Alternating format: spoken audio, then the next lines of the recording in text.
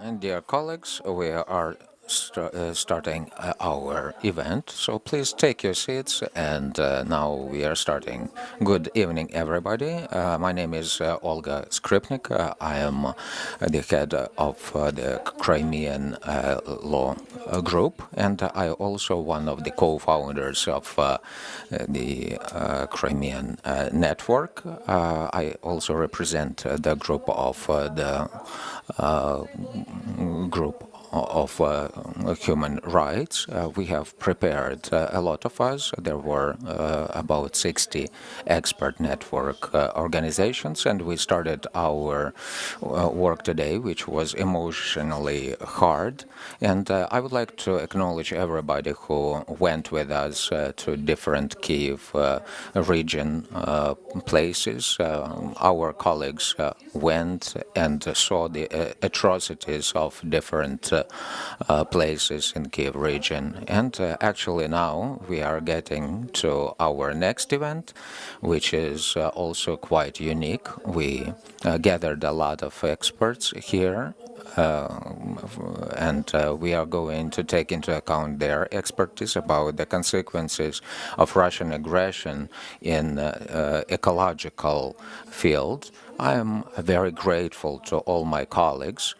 I also would like Alexei Vasylyuk to join our meeting online, who is in expedition now, but I would like to get him join us. We also have interpretation. You can have Ukrainian and English interpretation. We are going to have introductory speeches, and also there will be answers. Now, I would like to give the floor to Valentina Samar, Editor-in-Chief, Center for Investigative Journalism, who will be our moderator. She's going to moderate our event, and she's going to tell our speakers today. Thank you. And ladies and gentlemen, I would like to give some words before I introduce the panelists. And I would like to speak about the ground rules for today. We have here professors, experts, analysts, quite respectful people in Ukraine, and everybody in their own field. And virtually all of them are participants of the Crimean Platform Network, which analyzes the situation in all the aspects of life in occupied Crimea and Sevastopol city, and work out their recommendations for Ukrainian government and the partner countries for reintegration, and the occupation can be prepared already today. That's why today we are all into the agenda that this war was unjust towards the people and towards the nature. And we see that starting from the first days of the occupation, Russian Federation started building a big naval base, saturating the Crimea with a lot of weapons, and we have now we also are cautious that probably some nuclear weapons are there as well. It also couldn't but affect the ecology, the sea, on the land, under the land. When this big infrastructure object were built, like Crimean Bridge or Tavrida highway, the Crimea just became a big wound, because they actually cuts out the mountains. People who left Crimea in 2014, they cannot recognize it now because it is mutilated. And we are going to speak today about the effects and threats that we have now in the lives of the people, and there are consequences not only for Crimea. At least we do not have a lot of shelling, but we still see a lot of influence there as well. I would like to give floor. First, I would like to say that we are waiting for our colleague, Alexei Vasilyuk, who is in expedition now. Okay, he is not going to be here, so we are getting to Plan B. I'm giving word to Svetlana Boychenko, Doctor of Science, Kiev-Mogila Academy, National University, and the part of National Academy of Ukraine. Hello, everyone. I would like my presentation. I'm a climatologist by trade. My topic for today is that I would like to give it to you. It's meteorological and climatic effects from war in Ukraine, the atmosphere of the environment where we are, that we breathe, and if we speak about pollution and about chemical composition, they are formed by both anthropogenic effects, but the nature as well. We also see this pollution due to bombs, artillery, different big pieces of artillery that releases a lot of reactants. Plus, we also have dust pollution that can affect altogether the meteorological properties of atmosphere, weather effects, climatic effects. If we say about meteorological effects, mostly these are about changes in the optical characteristics of the atmosphere. That's due to the military, due to hostilities. We have SO2, NOx, and other reactants. Due to these actions, we have chemical actions that can get to acid or black rains. We surveyed some military who were in hostilities. They said that they actually were affected by these acid or black rains when they were condensed and these aggressive precipitation touched the skin of the people and the machinery. It was bad for them. Secondly, we also affect the climate. A lot of different countries started to make military equipment, shells, and other things.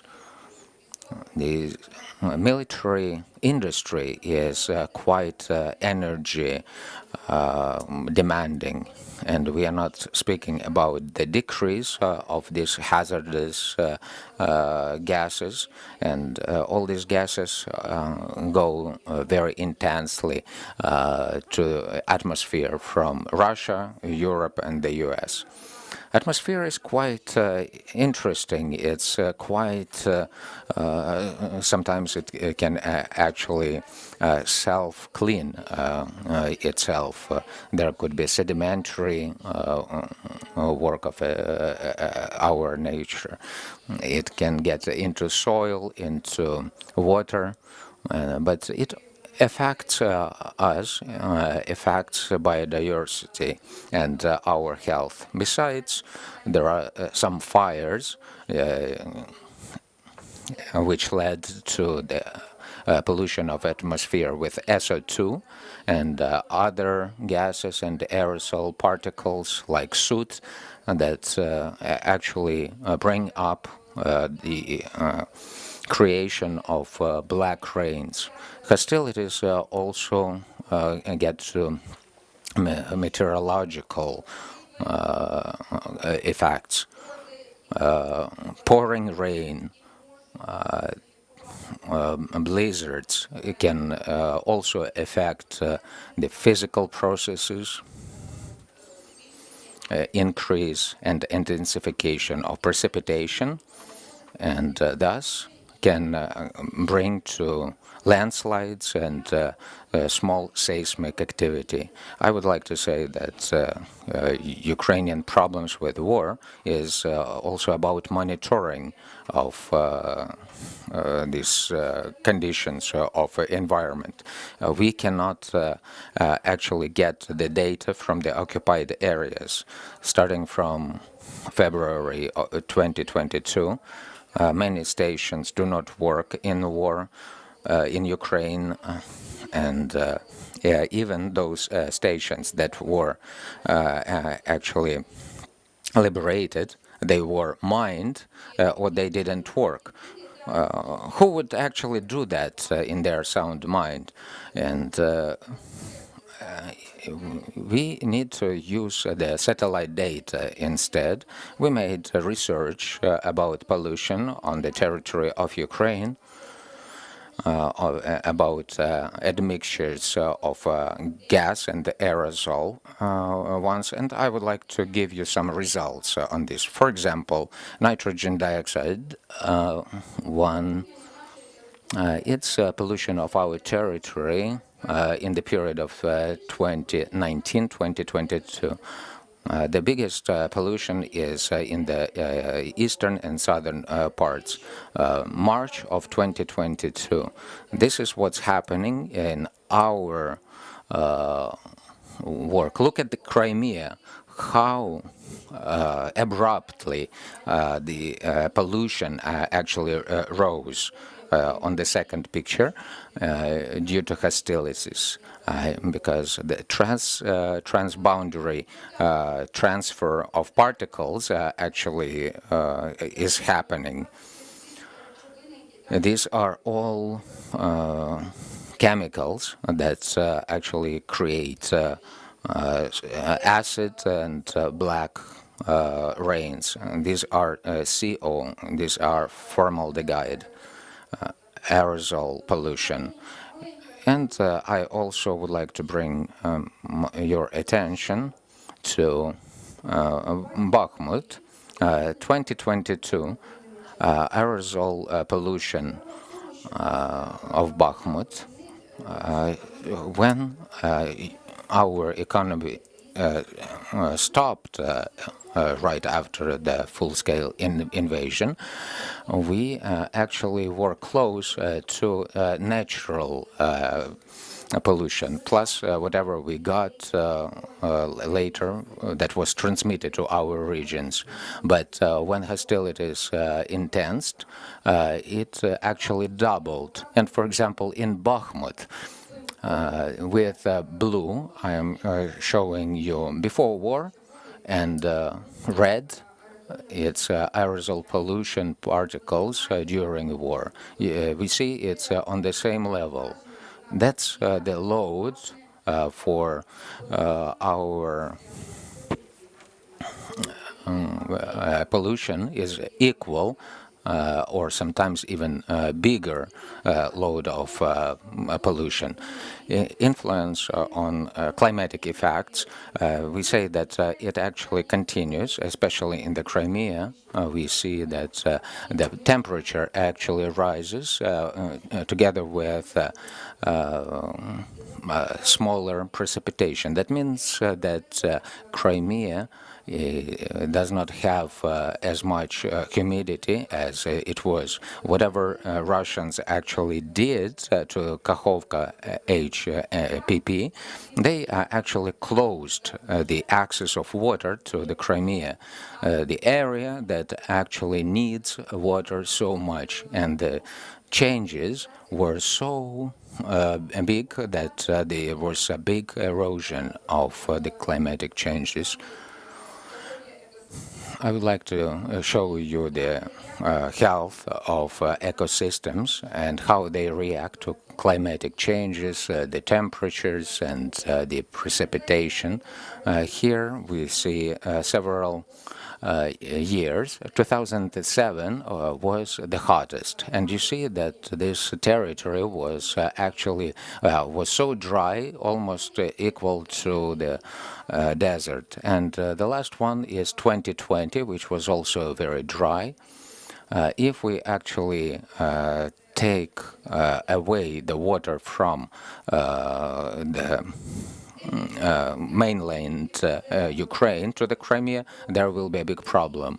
We also have water reserve in Feodosia and Novorossiysk. You can see there is a big change since 2014 to 2022. It's actually up to 30 to 40% due to intensive using of water and extreme climatic conditions. And back to conclusions. I would like to say that before war, we didn't think much how much we actually pollute our territory. When the war started, there was an abrupt drop of industrial waste. But due to hostilities, we actually pollute even more than we did with the industrial pollution. So using the energy-saving technologies and new filters, that would be a way out. Thank you so much. I would like to give word to Sofia Sadogorska, expert to environmental NGO EcoAction, EcoDia, and botany work named after Holodny Institute of Botany. I understand that you are going to speak about pollution of the seas. I would like to have my presentation on. Hello, everybody. I would like to speak. So the idea is that Alexei would facilitate me here, and he could talk much more about war in sea, how the Russian war affects our seas, especially the Crimea. My presentation will be focused on how the full-scale war affects the sea ecosystems of Ukraine. Can you please show my presentation? Thank you. Sorry if the text does not look very well. The first thing I would like to speak about when we speak about the effects of war, and Svetlana already mentioned that, it's actually the data about how much the war actually affects the environment of Ukraine is quite limited, because there's a lot of occupied territories and a lot of territories and water surface, they are under hostilities. So the data that our researchers have, our scientists have, they are from satellite. These are data from some limited areas where the scientists could actually take samples, and also open source data that can be found on the internet. Secondly, what was already mentioned when we speak about impact on environment, we must say that it didn't start in February 2022. It actually started back in 2014. From February 2022, the impact actually became much bigger. today we also mentioned and the occupation impact as well. When we speak about the ecosystem impact in the beginning of war, it's worth mentioning that hostilities in the Azov Sea water surface we had during 2014-2015, and a bright example is that Meatida National Park, where there are very good spits and were occupied like Kravaya Spit, where many migrating birds nestled there back in 2015, and part of this national park was under occupation, which actually caused during that time elimination and exodus of a lot of birds there.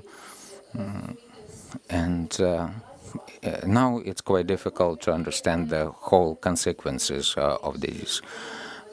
Before 2022, we also had some other consequences. For example, those national parks were also affected due to some military exercises. We see that on our photographs, like Okhotsk Natural Reserve, military actions. It's always about pollution of the air, water, soil, and those were quite big military exercise, and we can only guess how big the pollution was. We also have suffering from illegal building and construction. And on the slide, we have Bakalska Spit on the right, where they actually mined sand. And because of this, actually it became an island, not a spit. It's just one of the examples on impacting the period that was there. What can we see now? For the last 1 year and a half of full-scale invasion, we see that the impact is quite big. We see that all the actions that take part on the water surface, in the coastal area, they are impacted when we have sunk ships that also contain a lot of military equipment, shells, bombs, even the housings of different bombs could be hazardous for this, not only the inside. Port infrastructure of Ochakiv that is constantly shelled.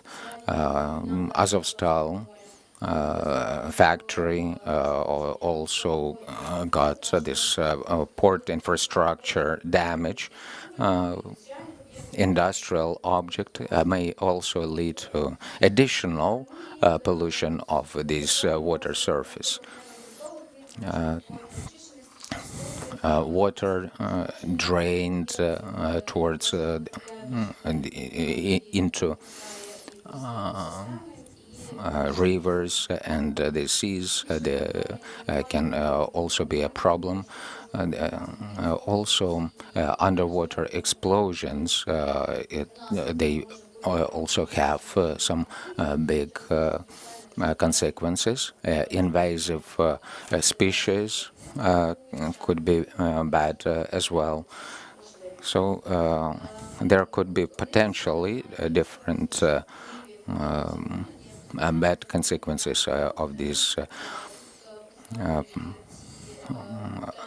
Also, oil product pollution could pose a big problem. International organizations monitor constantly oil spills captured by radar and optical satellite imagery.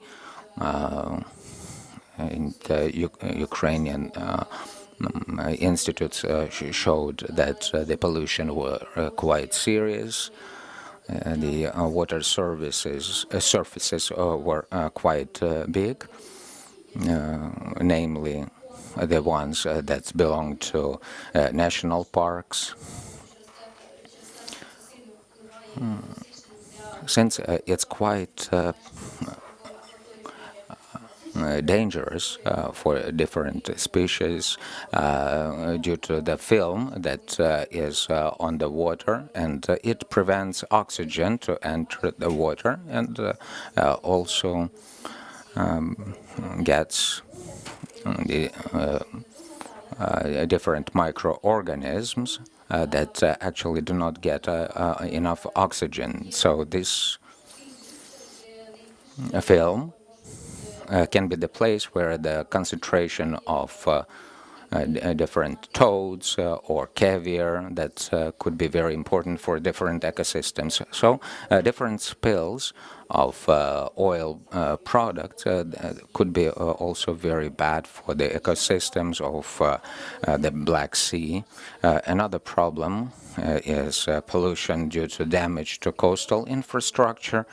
When we speak about the coastal infrastructure, the types of pollution, pollutant could be very different. CEOBS gave the data. They gave us satellite imagery showing the dump of untreated wastewater where Mykolaiv was affected, and there was a lot of sunflower oil in the Bug estuary as a result of a Russian drone attack. Actually got to the pollution of the environment. There's a photograph that you can see on the right below. The locals actually made these photographs due to different storms. There was also a film that affected different ecosystems. And another example of pollution was by drainage waters. Another thing is that we speak about is the potential war impact on mass death of cetaceans. The number of dolphins and other cetaceans was 2-3 times bigger than previous years. There were a lot of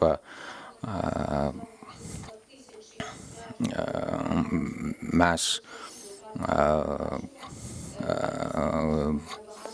going into the sea of the dolphins, and it was quite high. Another thing, impact on the nature of reserve fund. Unfortunately, Alexei couldn't join us. I would like to speak about the national park. The brightest examples are the Kinsburg Spit area. When we speak about the ecosystem impact, we do not speak only about the sea, but we also have to look into the areas that are adjacent to the sea. For example, whatever is actually done in Kinsburg Spit. There were a lot of fires there. Due to occupation, we couldn't put out the fire there. And because of this, the unique species were affected there. We, in Ukraine, we have all the estuaries but one under occupation. Another example is Jaralghach National Nature Park. It's where we have underwater unique species there, especially the ones that can be protected by the Red Book of Ukraine and on the international level. And Gerald Hatch NNP, it's actually a way of influence because it is there's a very narrow strip between this island and the mainland, and there were reports that it actually became a peninsula that also can bring to bad consequences. Consequences for the Black Sea from the explosion of the Kakhovka HPP. We are going to speak in detail if needed, but a lot of that was spoken about it.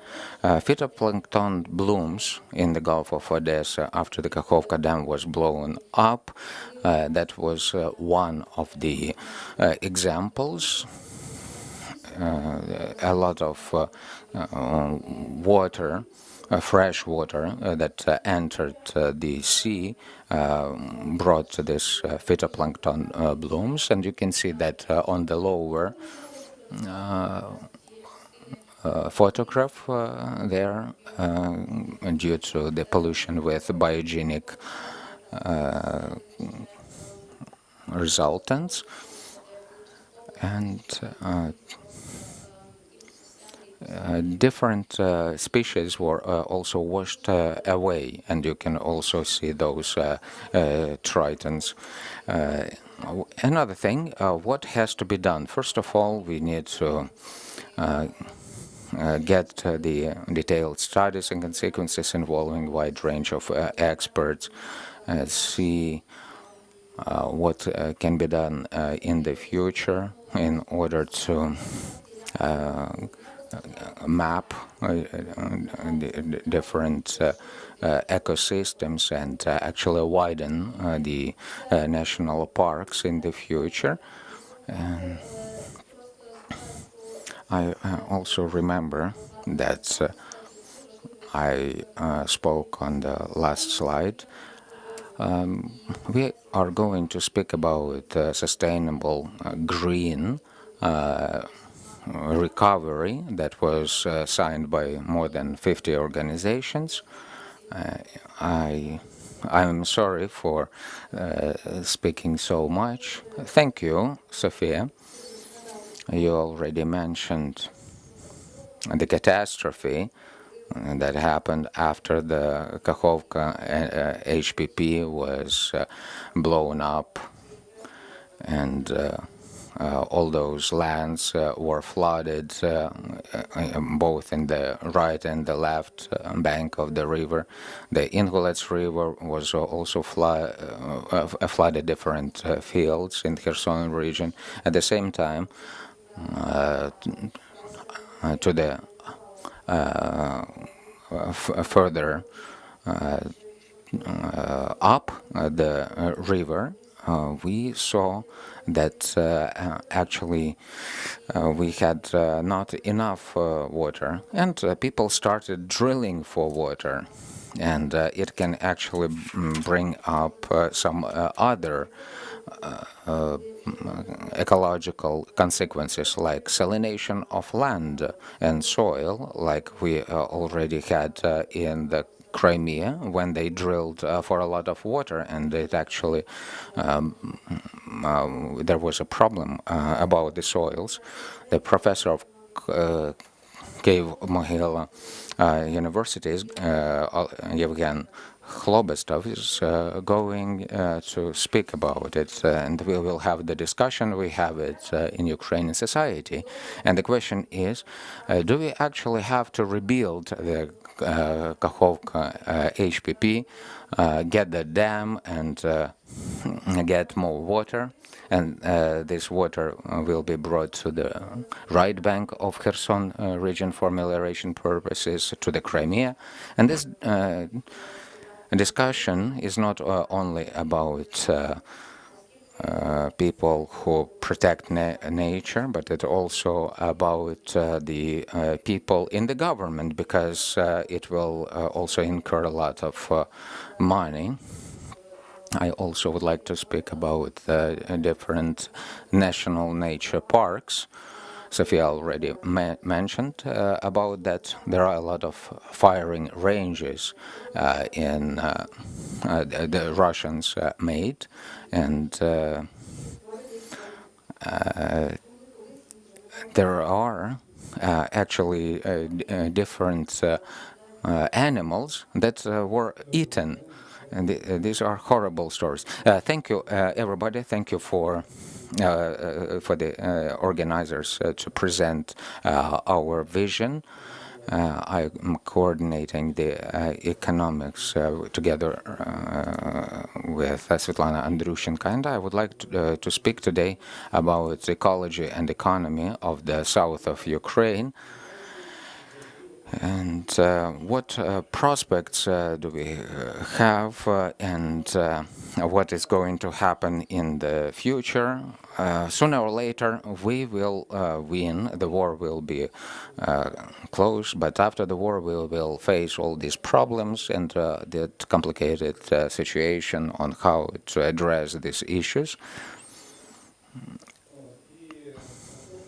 And actually, I can speak first. What we had at the moment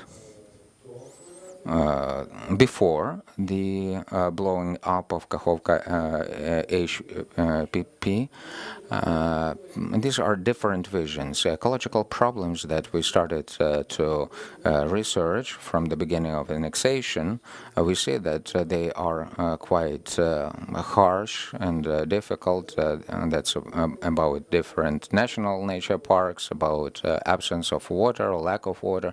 And each of these topics is a topic for further discussions. But today we can speak about the consequences about economy and ecology. So we got to the situation when the system was quite tense. The first one was actually the war situation about controlling the level of pollution, and also that Crimea actually became the military base. For example, Cape Sopok had all the time the military exercise near Kerch. And the same situation was in the Crimea. First of all, we need to speak about the unique phenomenon, and we never actually had a similar catastrophe. We are the first who actually felt what it is like, and the losses of ecosystems, nature reserve fund objects, life support systems are unique and horrible. Some ecosystems will be degraded to such an extent that they are not going to return. After ruining, the ecosystem cannot recover to the level it used to be. So when we see that the riverbed of the Dnipro is pretty close, like it was before the Kakhovka HPP was built. The step we had before was actually lost, and they won't be recovered in the same manner. So we will see different landscapes. To the below Kakhovka Dam, we had 47 different national nature parks. There are some objects that actually lost its value, and unfortunately, some of the endemic species. I would like to say the following. After the Kakhovka Dam was ruined, about 500,000 tons of microorganisms were lost. Then they got into the process of decay and ruining, which in turn also affects the system. We had thousands of tons of fish that was not able to go below to the Dnieper. There are also big losses of infrastructure objects. We lost aqueducts, giving potable water to the population. So the losses to the infrastructure, to the people, will be very big. When the system is ruined, that is ecological system, the economical one will be ruined as well. So the idea is how people will lead their lives on those territories, and it will be for many years to come. The situation actually does not solve by itself. There are catastrophic losses. And also the UXOs, that the different shells, some losses that are prolongated, we are only touching on them. Now the members of our teams are presented in different working groups at the General Prosecutor's Office about the ruining of Kakhovka Dam, and all the new research gives us a possibility to show that it's quite a big loss. I would like to give the floor to Alexander Potapenko, my colleague, who will tell us what we had before, how these systems can be recovered, and how we are going to work on it on a sustainable development and taking into account the ecological constituents. Thank you. We spoke about ecology a lot. People speak about some special terms, and you look very sad. I would like to speak wider about recovery, rebuilding, etc. What do we need to recover? What can be there? And what we had earlier? You can see that actually on our slides. What we had in 17th, 18th centuries, we have steppe. We have salinated steppe with wormwood, and here we had some people living there with a lot of different illnesses like cholera. And after it was eradicated, Mykolaiv and Odessa were established. Nomadic tribes, nomadic people lived there, like Nogai people migrated, and they were involved in pastoral grazing, horse breeding. And this is what we speak about recovering of the ecosystems. But as Evgen already mentioned, we won't get the recovery. But Askania Nova gives an example that what can be brought to the original ones. We also speak about Oleshki sands.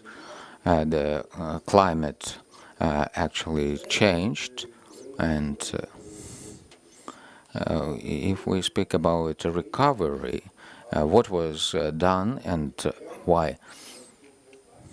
So the next slide, you can see actually where it came from, why we had the Kakhovka HPP. So this was actually a Stalin plan of remodeling nature on how the Soviet place Soviet Union was able to be rebuilt. And here we have different canals that together with Central Asia, the Caucasus, you name it. If we speak about recovery, we say that we want to recover one of the systems of infrastructure of the Soviet Union that doesn't exist, and we want to recover it by the technologies of the last century. What does Europe have? On other slides, you can see this topic is already discussed. It is already been discussed in Europe for many years. It's rewilding. It's not going wild, but actually getting to the wild status, wildlife.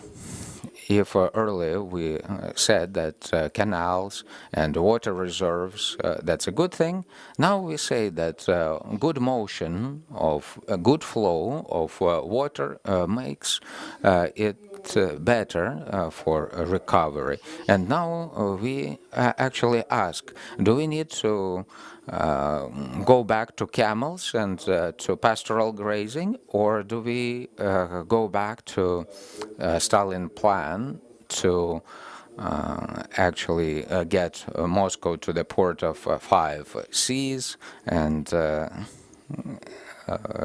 if our European partners will sustain that. So this is actually to discuss. But what is going on in the world besides something can be recovered? Probably you read about it, but there's an ambitious and maybe controversial, provocative idea. Saudi Arabia, they are building a new project, and that's a city, Neom city. They are building a seaport. Everything includes the green technologies and good practices using a natural landscape. So when we speak that Russian Federation actually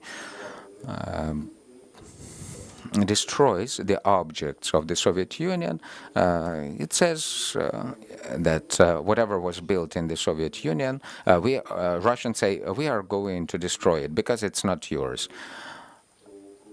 So when we say, how do we build a new Ukraine on the de-occupied lands, maybe we should think about the technologies of 21st century, when we do not flood the areas of areas that can be equal to a small European country, and not to salinate a big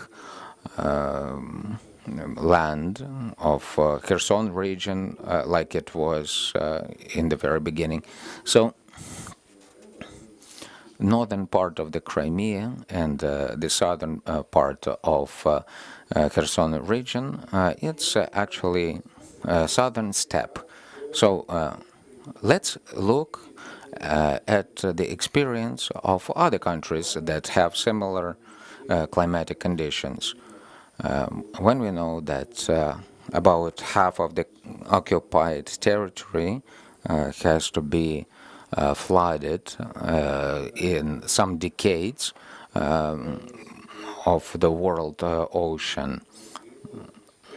And probably we need to get the experience of Israel. They work hard on this. They actually suggest different innovations to some countries, Saudi Arabia, United Arab Emirates. Our people went there, and we've seen a lot. I suggest not to speak which one is better, Cossacks or Stalin, who built all those dams and canals. But let's look at into our green future. Thank you. We will have time for questions, answers. We saved it a little bit. And now I'm giving the floor to Mr. Mykola Yurlov, who represents the Council Truth Hounds. And we would like to hear from the point of view of humanitarian, international law, the law on human rights, about the facts, how they are qualified, and how to get Russia accountable for all those atrocities, and how they can be compensated to the Ukrainian ecology and all these losses. Thank you. Okay, let's see the presentation.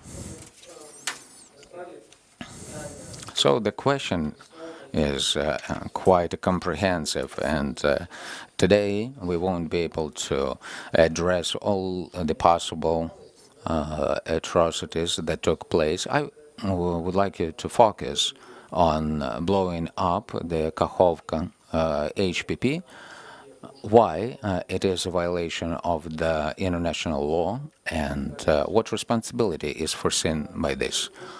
So let's start. We need to understand that with Protocol 1 to Geneva Conventions and to International Convention Humanitarian Law, Ukraine and Russia, they are parties of the protocol and these laws. That's why both countries are accountable. One of the key regulations is Article 35, Article 3 of the additional protocol. It says that it is prohibited to use methods or means of hostilities that may inflict or can be foreseen to be inflict long-term or serious environmental effects. It's not only about Kakhovka HPP, but it's also about Russian Federation, that how it works, their defensive and offensive operations. If we say about also Article 55, which also important, that makes accountable a person during the hostilities.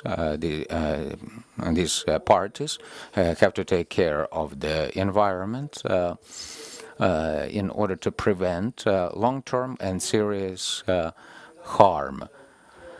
Unfortunately, we speak about all these harm, that they are serious, they are wide and long-term.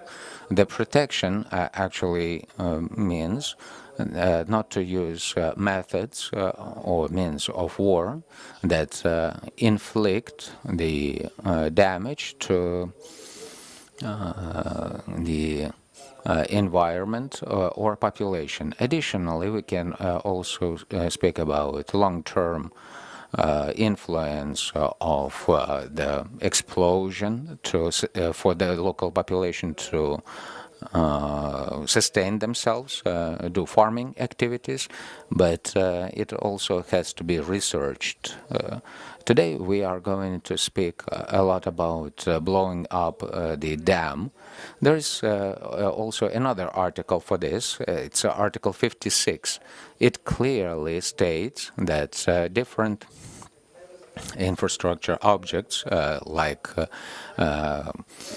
dams or nuclear power plants cannot be attacked even if they are military objectives and can be used with a certain military goal. In case if such an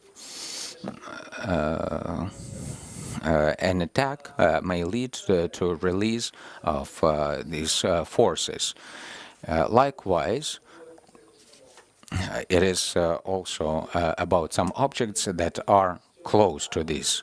The only exception to this rule is the main protection from this is done only in case if they are used as they differ from their normal functionality in order to sustain military operations. And the only way to stop the military actions is actually to blow up.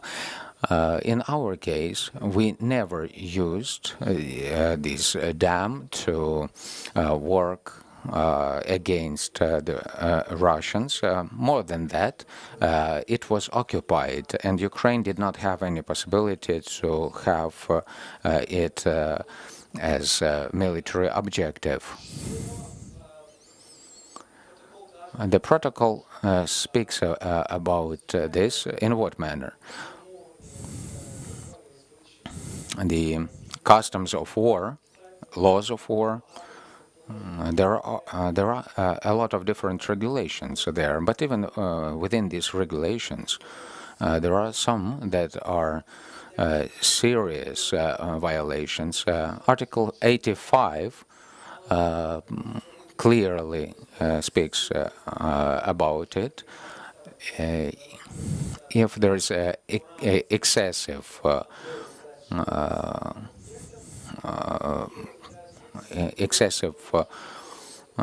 serious work in case if it is a deliberate attack against infrastructure objects, and this is the reason for many deaths or health of different people. It's good that we have such a convention, but what can be done about it? It's a violation. And here we have another used law that's international crime law, and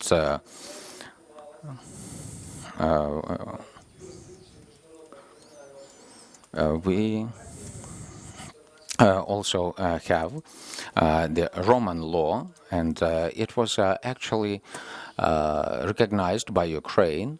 And we can also speak about the investigation on the Roman law starting from 2013.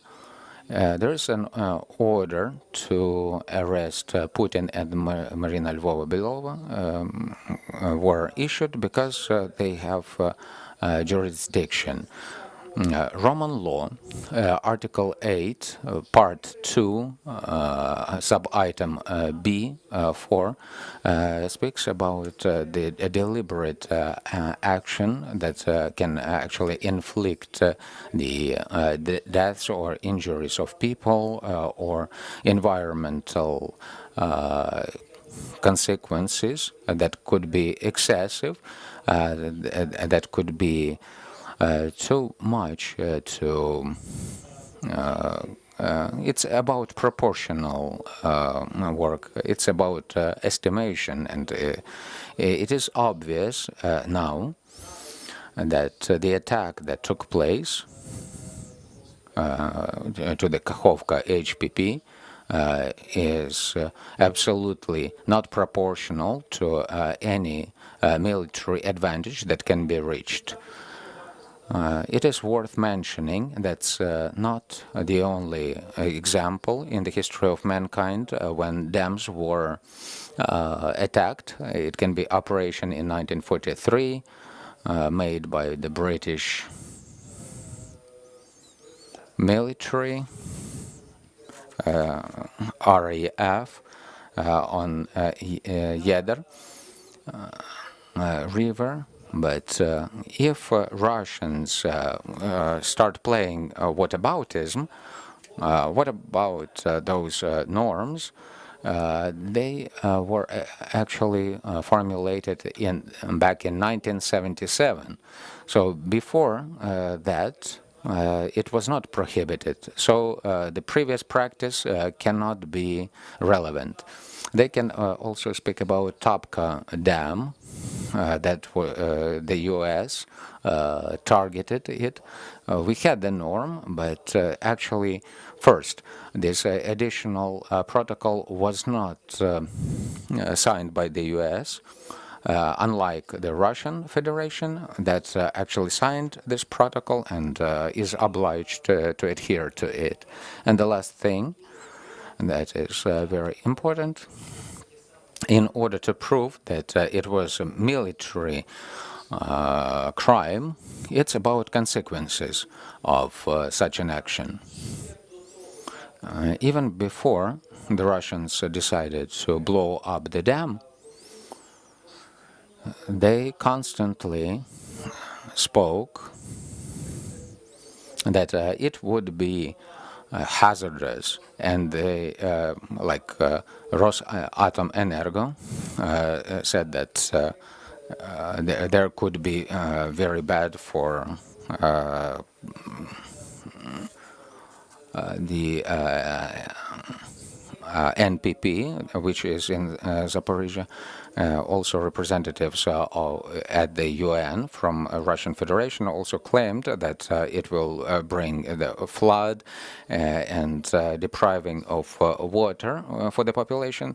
So everything is actually documented and can be used to confirm that Russians knew about the consequences of their actions. And last but not least, the fact that 1 week before the explosion on the 30th, Russians prohibited research and investigation on the terrorist attacks on the occupied areas until 1st of January 2028. And first of all, it's about hydroelectric facilities. These are the facts that Russians deliberately prepared to commit this military crime. And speaking about the investigation, we know from our Prosecutor General of Ukraine, the representatives of the criminal court already went to the site and they actually made some samples as far as they could. They couldn't go to the occupied territory, but we understand that the International Crime Court is already doing some actions that can open crime cases, and accordingly to bring people accountable who committed such crimes about committing that. Thank you, Mykola.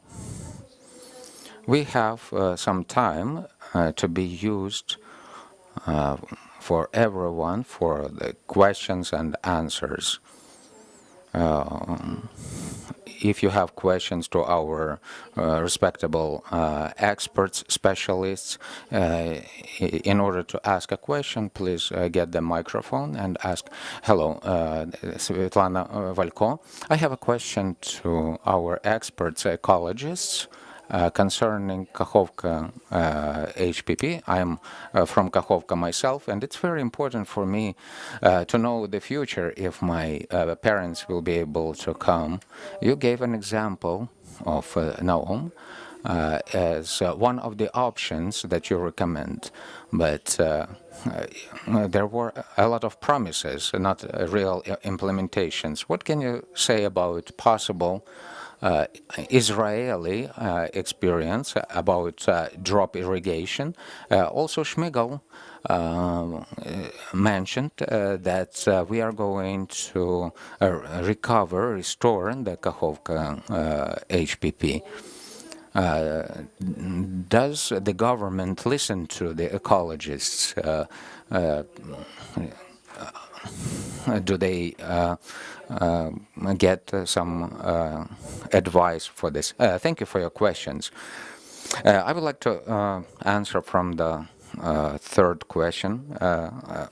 Right today, in the afternoon, there was information that the government made a decision about rebuilding of Kakhovka HPP, and planned works will be done, and more than $1 billion were allocated, and it will take 7 years, as the news said, to rebuild it. Why? The hydro energy structure is quite interesting by itself. It sustains itself, lobbies its interests, gets its own contacts. You can actually reach those people. Hydro Energo, that's the company. And hydro energy is also about 250 pump stations. The rivers that get actually into this dam, they are actually below the water reserve. The second question about Kakhovka city. Unfortunately, it's actually a mono city that was built near this hydrological object. What will Mariupol do without steel factories or Solidar without mines? So these cities, unfortunately, have these problems. There could be different approaches to solve them. Speaking about Israeli experience, I was there in 2013 about green economy. We were shown everything, and there are different approaches. The thing is about water supply to cities like Nikopol, irrigation issue, also producing electrical energy can be also made without flooding the territory. If you allow me, another question. Besides Hydroenergo lobby and energetical, there's also agrarian lobby. Without melioration, without irrigation, the lands will be deprived of water, and it won't have the export grains, money from the economy of Ukraine, and getting actually a lot of people working. And it's also about shapes that can go up quite high. Actually, the problems already started. The credits were actually taken when we speak about new irrigation systems to be there, but there's no water there already. We can say that after flooding, Kherson had 50,000 people, and before there were 400,000 plus. And you must understand that we do not have the influx of the people getting there because there's shelling. Agrarian sector has to be solved. That's why I gave you this slides. Nobody wants camels or steps. We need to actually make something new. Dear colleagues, very briefly, look, if we believe that within 7 years the government is going to rebuild Kakhovka HPP, actually, we believe that it's not viable. But for these 7 years, we are not going to have irrigation. We actually have to use different technologies, different methods in order to have good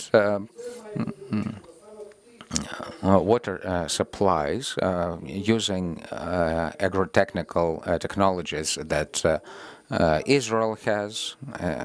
It's about drop irrigation when we can use adapted herbs for arid climate. We all need to take everything.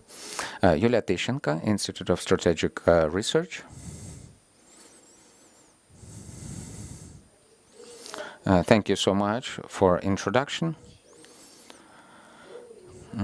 for your words. My question is, today we spoke about ruining of Kakhovka HPP and about consequences of Ukrainian South Kherson region. For the Crimea, you also mentioned the northern Crimea, but what consequences can be there long term? Do you see any ecological consequences for Ukraine in general? And another question concerning the Crimea. You mentioned some properties about ecological sphere. After the occupation of the Crimea, what would you drive attention to? Three key aspects of ecology. Look, the territory which is around Kakhovka HPP, the problems will start next spring when everything becomes dry and the territory that is not covered with herbs and the dust will become, the sands will start moving, and the sands will move around. And while we are going to think about these 7 years, these sands will claim a lot of land, and it's actually a problem. We haven't solved about it, but we have to speak about reclamation of plants, so as these there are no dunes and there are no sand heaps in the future. What are about recommendations of the Crimea? It's not about one platform that I said. We have to be very rational about our resources. We have to recover Ukraine after the war. We'll need to have a lot of water, and we already got rid of Kakhovka water reserve, and we need to switch to new technologies. One of them is tunnel, not canal, but tunnel, and getting water to some areas. We decrease evaporation, and our resource is bigger. When we actually, when the water is evaporated, it also becomes more salinated. We actually get the water from point A to point B, not salinated, if we get the canals, closed canals, all over Ukraine. Besides, in Europe and in the US, they cover their water reserves with balls, membranes, in order to prevent evaporation. We need to take this experience and use in our work. Let me add, North Crimean Canal is finished. It's not there anymore. For 9 years, it was actually dry, and the nature took it. But when the water went there, it went to Jankoy, very muddy and with a lot of admixtures to Jankoy. In the future, as Svetlana said, we need to think in a different way in order to get water to the Crimea. What kind of agriculture and industry we will have in the Crimea? The Crimean titanium industry is actually finished too, because Russians took away the machine tools, the equipment. So we have to have the common vision about the Crimean work and economy, and then we will see how much water we will need. I would like to say that the specialists know about it, but non-specialists, we can say that the under soil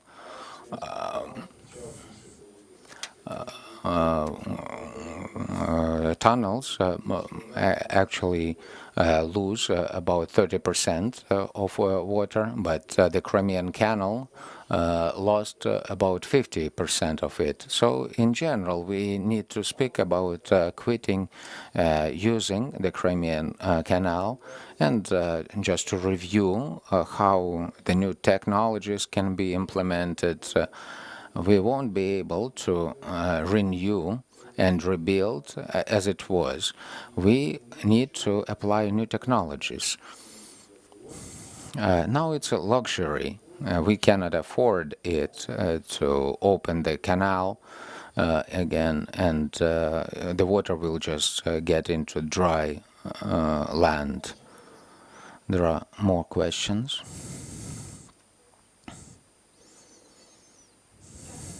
Hello, my name is Elizaveta Okhovska. I represent Reintegration Organization of the Crimea. First question, what international institutions do the experts work about the ecocides? And secondly, how can be assessed the harmful effects about the occupied Crimea? Concerning your first question, we need to state that ecocide internationally has not been formulated yet. There are some proposals, though. For example, this case will be a formulation for ecocide in the future. We speak about Roman law now, about Article 8, sub-article 4, about the effects that bring the damages. So speaking about international interaction, first of all, it's International Criminal Court, and that does investigation concurrently. And the second option that we do not have much time to speak about universal jurisdiction, when countries that have such criminal responsibility for such actions, and if their procedural war allows to investigate such crimes, they can open and investigate cases in their countries together with Ukraine, or whenever NGOs started over. There are some successful cases when these mechanisms were used. As of now, the prospects about this investigation, it's about international criminal court. General Prosecutor's Office already has interaction and understanding how to work it. So about the second question, it's for you. Thank you for the question. From the full-scale invasion, the order of state ecological inspection, we started to work about assessing the monetary value towards the environment. Now this work is ongoing, and you can actually see in our environmental website. Now we speak about the soils, water, air, and now we are working to reformat our approaches on how our unique situation can help us. It's not about the catastrophe, about the deliberate destruction of elements of environment, deliberate damage to environment, ecosystem, the national nature parks. These works are ongoing. We are working now, and we have the approaches that these approaches have also to take into account the European traditions. We now speak about transferring these responsibility to Russia. Maybe there will be a tribunal for Russia. We need to prepare our vision that has to be within the European tradition. We are working at it, and by the way, it was a case for us, a pretext from us to actually lose this inheritance of the Soviet Union. We have to perfect ourselves, and maybe in general to look what the practice is and legislation is about such crimes. I cannot remember about any case proceeding that was investigated about deliberate destruction of national nature parks. Besides, it's good to rely on international courts, but Ukraine also has to investigate it by itself, and the international courts also needs to work. So your question, hello, thank you, Stanislav Sereda, HGC Center. My question was also about methodology, but I also would like to ask about the vision of respected experts about the methodology that we have in our state agencies, whether they are good and what the prospects are. There are no ideal methodologies, but we are quite curious about them, and we need to speak about the compromise. We don't have much time. If we didn't have war, this would be a very long-term discussion. We have to be very quick. This methodology is not ideal. So, but speaking about these short-term solutions, they fully correspond to what we have today.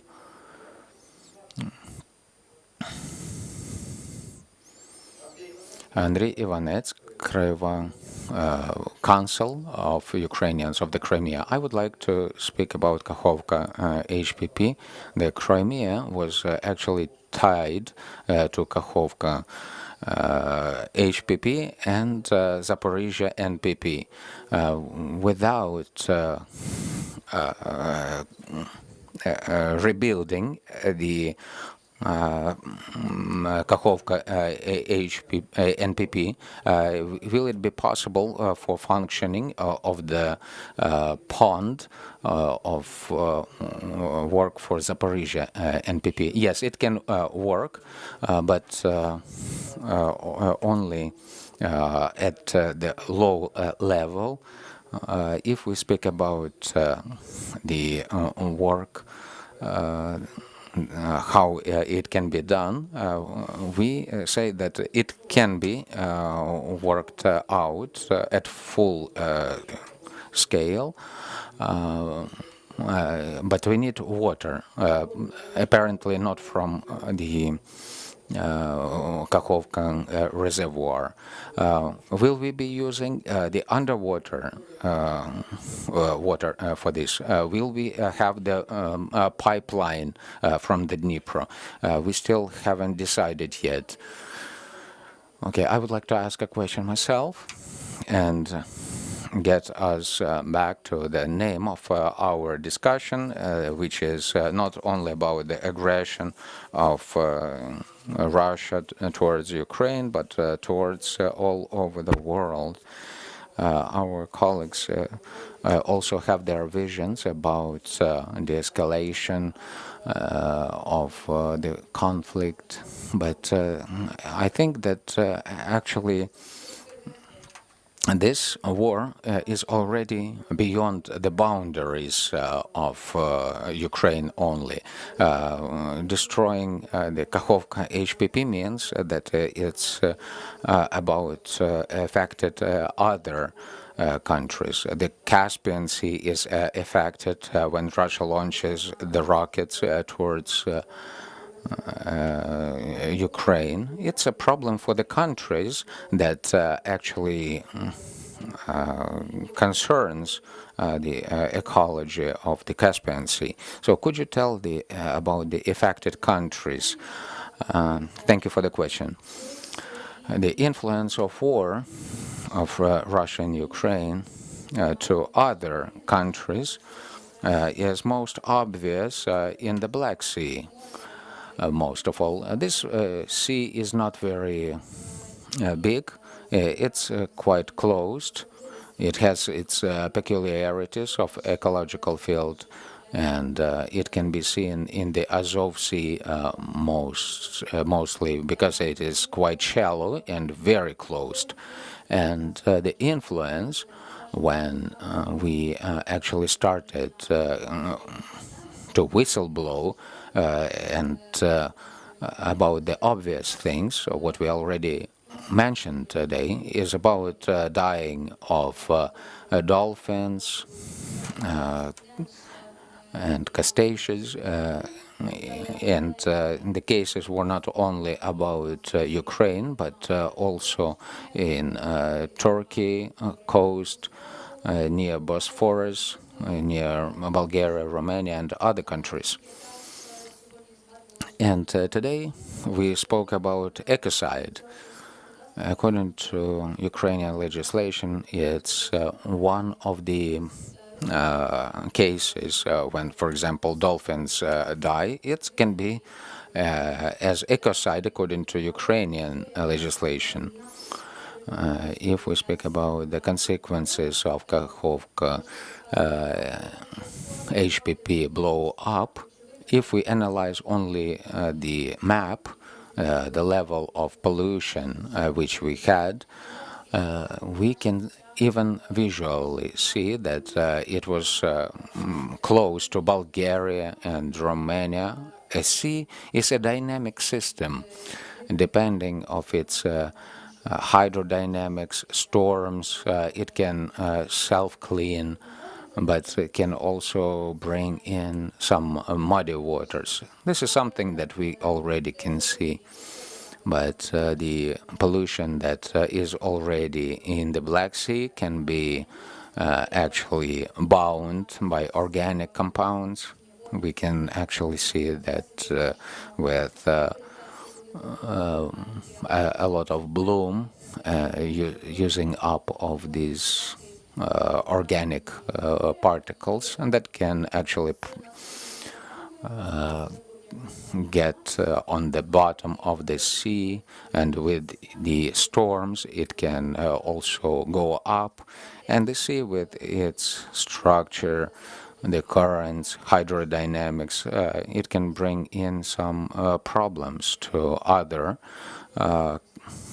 countries of Black Sea basin. I also want to speak about the atmosphere pollution. It can also be not local but global. We can speak about the greenhouse gases, about dust particles, aerosol particles, and it looks like we have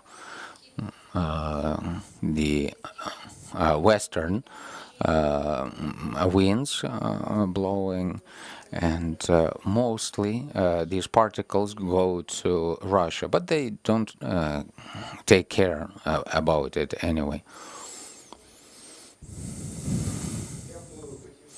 I would like to add about soils.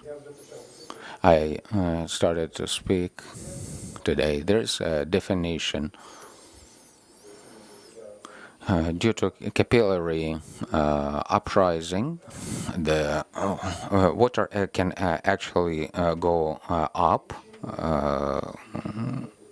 and during the times of Kakhovka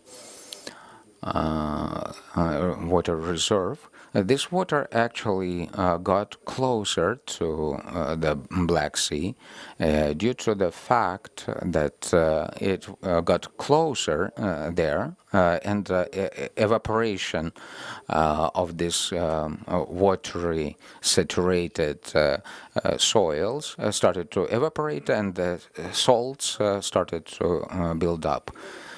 Now, the level of water dropped.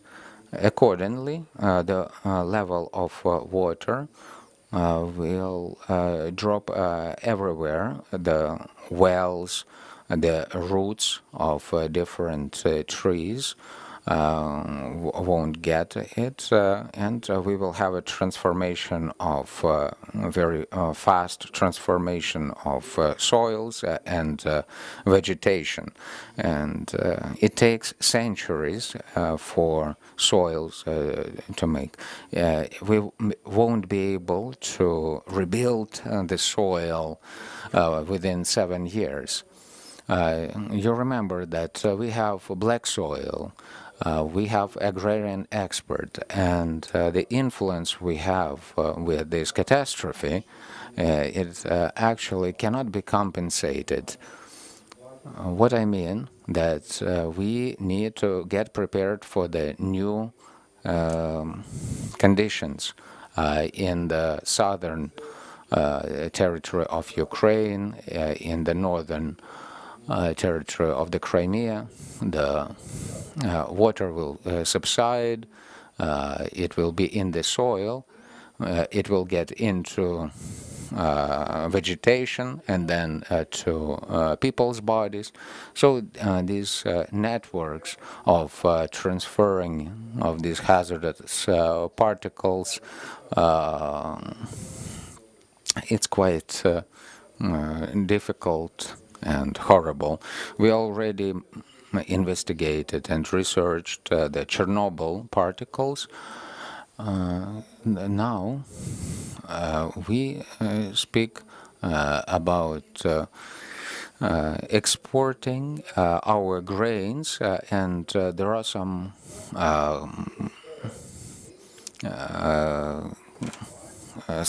people complaining about the quality because of military pollution, about salination, etc. So we need to consider it that well. I can do. Alexander Ganenko, Kiev School of Economy. As a historian, I also would like to mention also what Vyacheslav mentioned, and those opposers to rebuilders of Kakhovka HPP. In the future, it's not only about recovery of camels, sheep, or whatever. Let me remind you that Ukraine became the grain barn of Ukraine, and it actually became even before building of Kakhovka HPP. Let's be optimistic. I remember Felstein. On the one hand, it's right, but a lot of time has come from that. The soils changed. Unfortunately, agrarian production was built for exporting. We had rented lanes. Nobody cared about fertility and salination. And unfortunately, we had less water and more salination. Unfortunately, we cannot go back to old technologies. If you allow, since 2014, the Dnipro water didn't go to the Crimea. They started boreholes and drilling in the Crimea in a barbarian manner. It brought salination of the lands and the caustic soda and the titanium plants demanded a lot. But Firtash, the owner, already sold it to Rothenberg. Despite the water from the Dnieper, they actually got more different cultures brought, for example, grape vines, new orchards, and they used drip irrigation. There was no tragedy about it. We have to find the gold medium in with ecology. Do you have more questions? I also would like to add.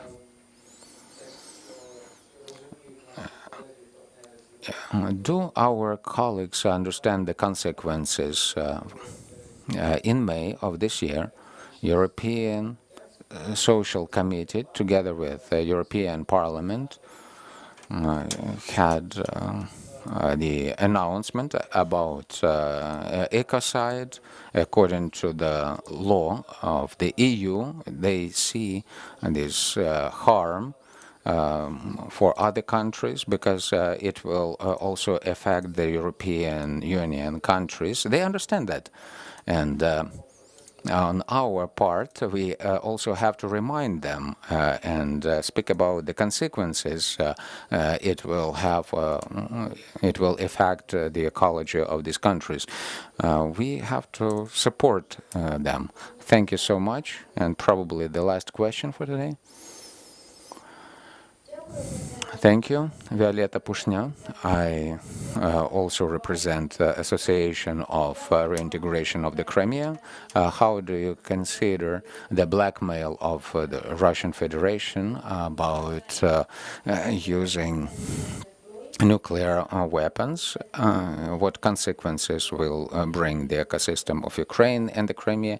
And the question also, how the fake tribunal and inspirited process about ecocide and other regulatory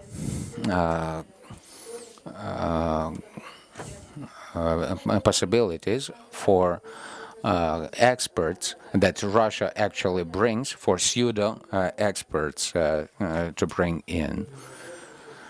So let me answer the first question, and my colleague will speak about the legal part. First of all,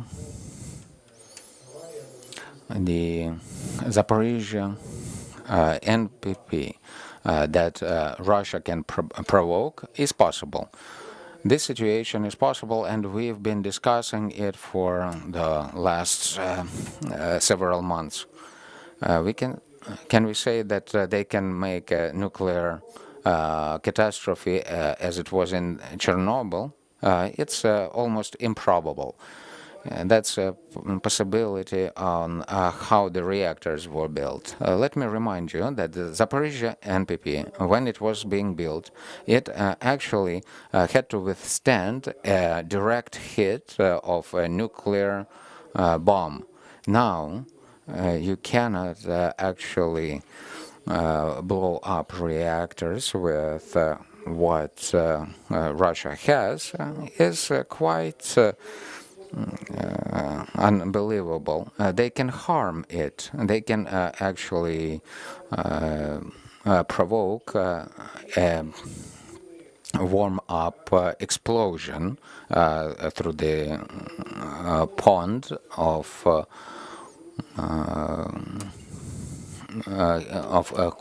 cooling. Yes, it's possible. pollution will be 2.5 kilometers away from it. The only people affected will be the personnel of it and probably the residents of Energodar city. But now it's only about these engineering and technical prepositions. And the extreme ruining of the station, they are only possible probably in a semi-fantastic or semi-science fiction ones ideas. On the second part of the question, I cannot comment on this because we understand that there is no legitimacy or there's no legal consequences to it. But for those people who were involved in commenting, it has to be decided on a case-by-case basis. Thank you, dear colleagues. For a final word, I would like to give the word to Olga Skripnik, the coordinator of the expert network of the Crimea Platform. Colleagues, thank you, especially our panelists. Unfortunately, these are quite tragic consequences for our ecology, but let me thank you for the prospects, what can be done. And as all Ukrainian people, we are going to fight every problem. Dear colleagues, today is finished. Tomorrow, from 8:30, you will be registered, and from 9 o'clock, the official part will start. There will be also interesting discussions. So please come tomorrow, and we will wait for you tomorrow. But there will be even more people tomorrow. So I hope your evening will be calm. Those people who will stay in the hotel, you remember there's a shelter, and you can use it 24/7. It's on the first floor. Thank you for your participation. Thank you, colleagues. See you next time tomorrow.